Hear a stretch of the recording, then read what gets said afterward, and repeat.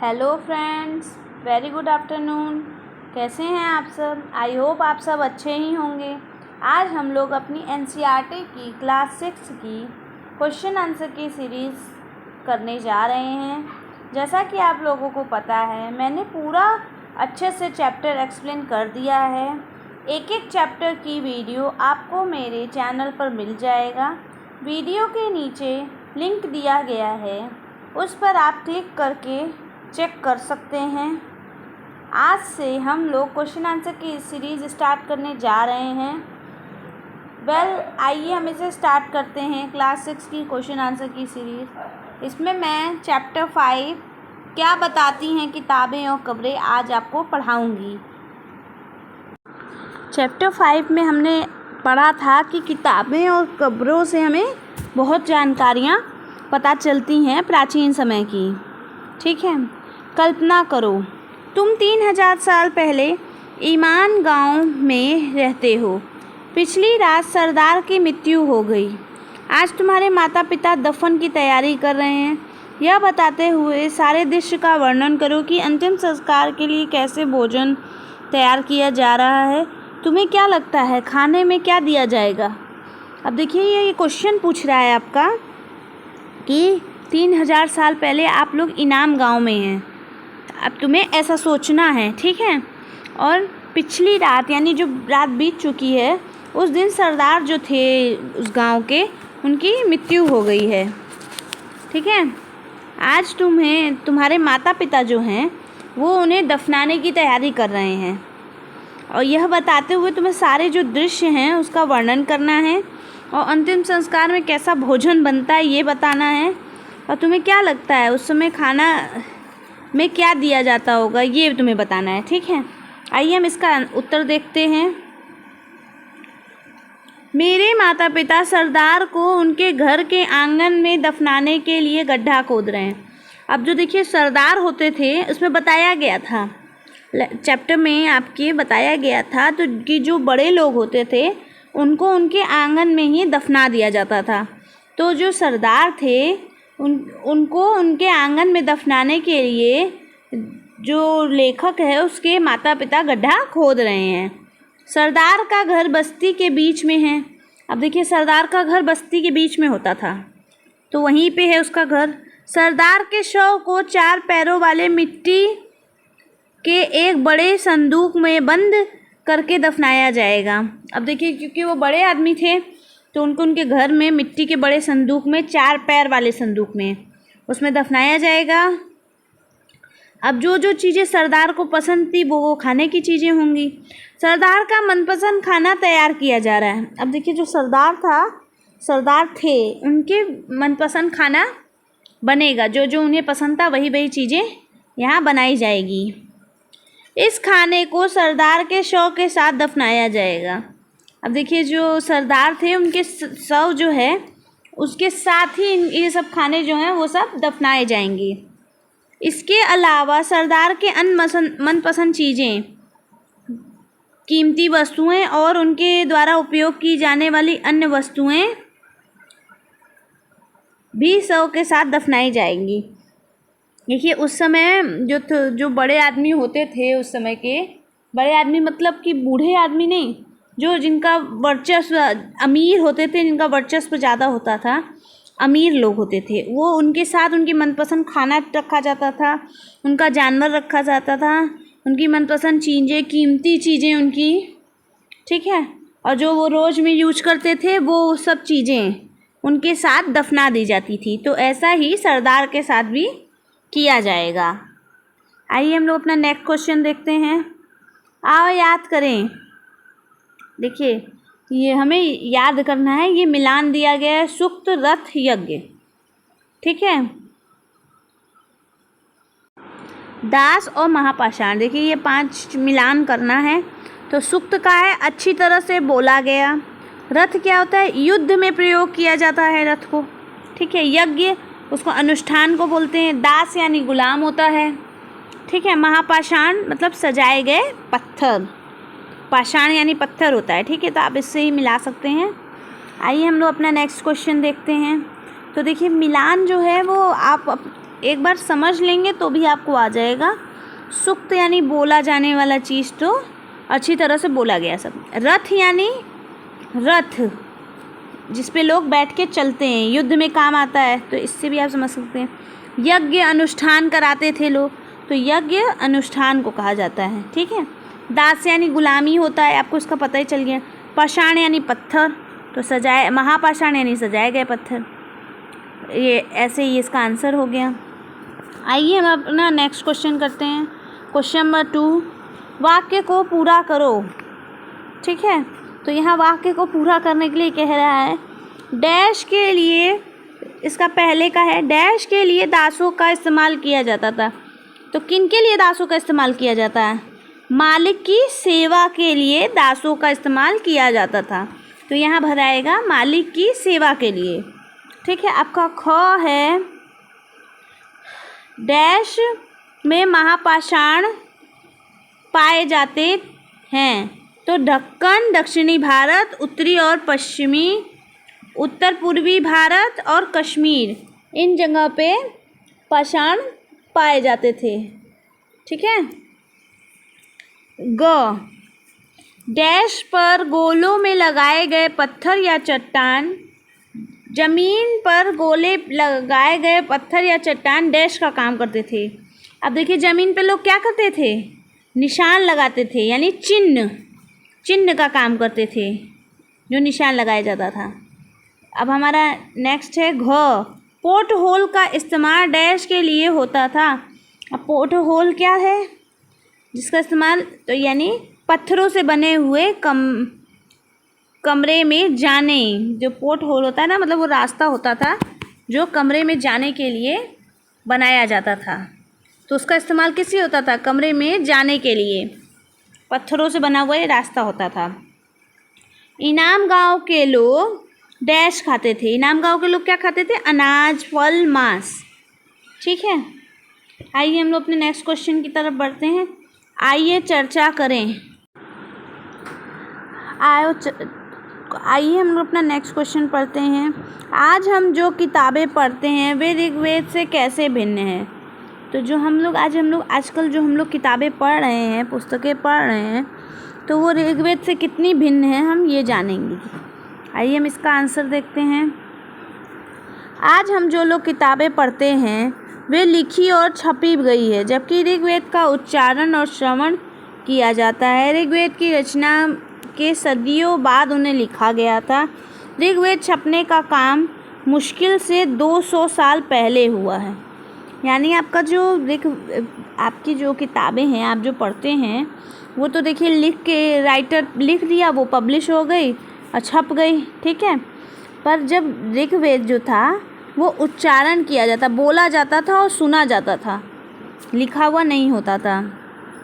ऋग्वेद की रचना उस समय के सदियों बाद हुई है, ठीक है।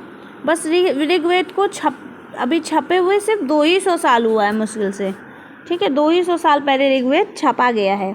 उसके पहले बस उसे सुना जाता, उसका उच्चारण किया जाता था, उसको श्रवण किया जाता था, इसलिए ऋग्वेद और ये भिन्न हैं। आइए हम लोग अपना नेक्स्ट क्वेश्चन देखते हैं। क्वेश्चन नंबर 4, पुरातत्व वेदों कब्रों में दफनाए गए लोगों के बीच सामाजिक अंतर का पता कैसे लगाते हैं? अब पुरातत्वविद वाले जो लोग हैं, ये लोग कब्र में जो दफन लोग हैं उनके बीच सामाजिक अंतर कैसे पता करते होंगे आइए हम ये जानते हैं। इसका आंसर, पुरातत्वविद दफनाए गए लोगों को कब्रों से प्राप्त वस्तुओं के आधार पर सामाजिक अंतर का पता लगाते हैं। यानी देखिए जो पुरातत्वविद वाले थे, ये लोग कब्रों में जो डेड बॉडी के साथ कीमती वस्तुएं और कीमती सामान मिलते थे उससे पता लगाते थे। जो मिडिल क्लास लोग होते थे वो कीमती वस्तु रखते ही नहीं थे, वो सिर्फ रोज़मर्रा के प्रयोग वाली चीज़ें रखते थे। पर जो आपके अमीर लोग होते थे तो वो लोग अपना कीमती वस्तु, कीमती सामान रखते थे। तो ऐसे लोग सामाजिक अंतर का पता लगा लेते थे। जैसे ब्रह्मगिरी में एक व्यक्ति की कब्र में 33 सोने के मनके शंख पाए गए हैं, जबकि दूसरी कब्र में कंकाल के पास केवल एक मिट्टी के ही बर्तन मिले हैं। यह अंतर दफनाए गए लोगों के सामाजिक स्थिति से में भिन्नता को दर्शाता है। अब देखिए यहाँ उदाहरण के साथ बताया है कि ब्रह्मगिरी जो था वहाँ एक आदमी को दफनाया गया था और उसके साथ 33 सोने से भरे हुए मन के सिक्के के मन के थे, ठीक है, और शंख भी थे, ठीक। जबकि दूसरी कब्र थी उसमें सिर्फ एक मिट्टी का घड़ा था। तो ये सामाजिक अंतर ही है ना उस समय का लोगों के बीच। आइए हम अपना नेक्स्ट क्वेश्चन करते हैं। क्वेश्चन नंबर 5, एक राजा का जीवन दास या दासी के जीवन से कैसे भिन्न होता है।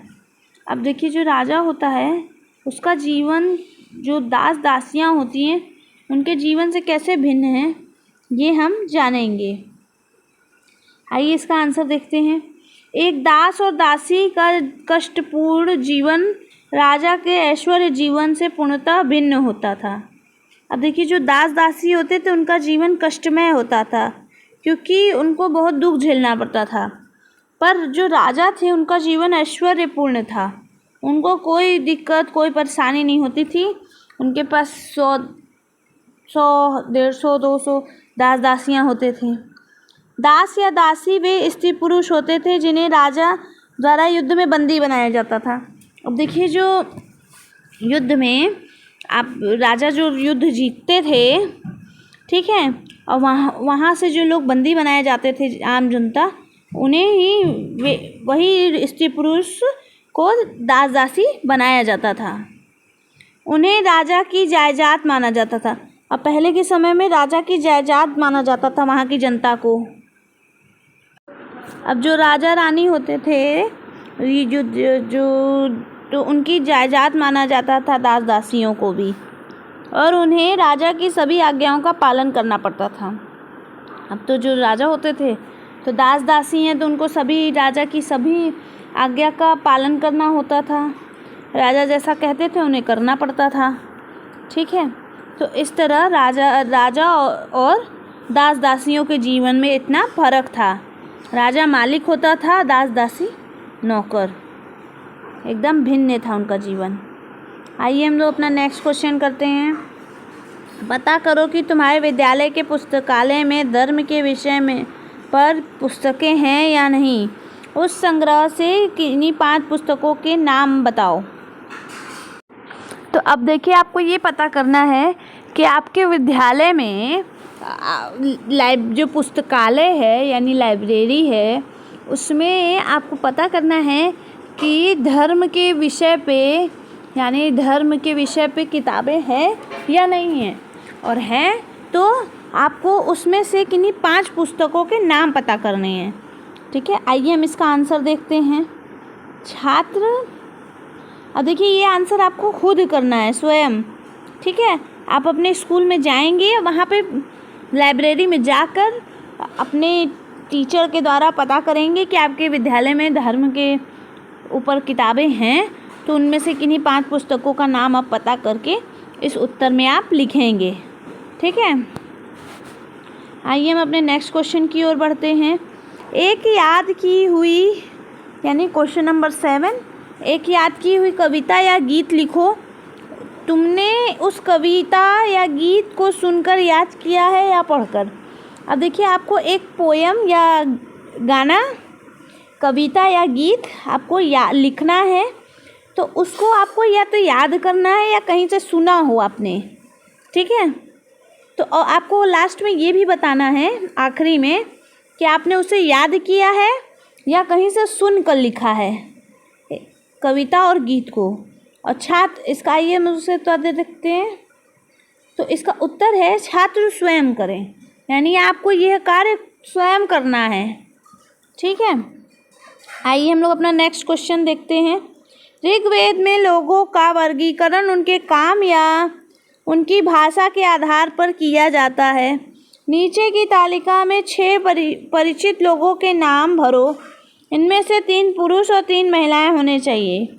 प्रत्येक का वेशा और भाषा लिखो। क्या तुम उस विवरण को कुछ और जोड़ना चाहोगे। अब देखिए हमारा जो क्वेश्चन नंबर 8 है इसमें ये बता रहा है कि ऋग्वेद में जो लोग होते थे तो ऐसे 6 लोगों के बारे में आपको पता करना है जिनकी भाषा, नाम सब अलग अलग हो, ठीक है। तो आपको उसके बारे में भाषा के आधार पर 6 लोगों को पता करना है जो अलग अलग 6 भाषाएं बोलते हो, ठीक है।